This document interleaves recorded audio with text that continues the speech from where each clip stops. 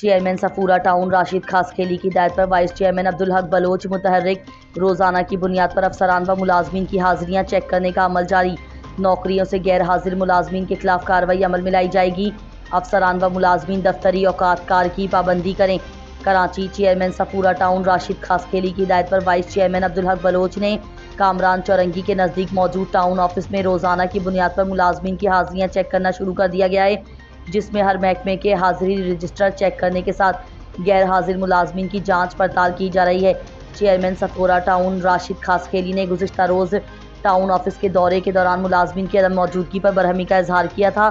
Vice chairman Abdul Haq Bloch को पाबंद किया था कि वो रोज़ाना की बुनियाद पर मुलाजमीन की हाजिरियाँ चेक करें, जिसकी रिपोर्ट पेश की जाए। Vice chairman Abdul Haq Bloch ने टाउन ऑफिस में महकमा जात की हाजिरियाँ चेक की और ज़रूरी हिदायत जारी की। उन्होंने इस मौके पर कहा कि चेयरमैन सफूरा टाउन की वाज़ेह हिदायत हैं कि रोज़ाना की बुनियाद पर मुलाजमीन की हाजिरियों को चेक किया जाए और जो मुलाजमीन ड्यूटी पर हाजिर नहीं हैं उनके खिलाफ कार्रवाई अमल में लाई जाए।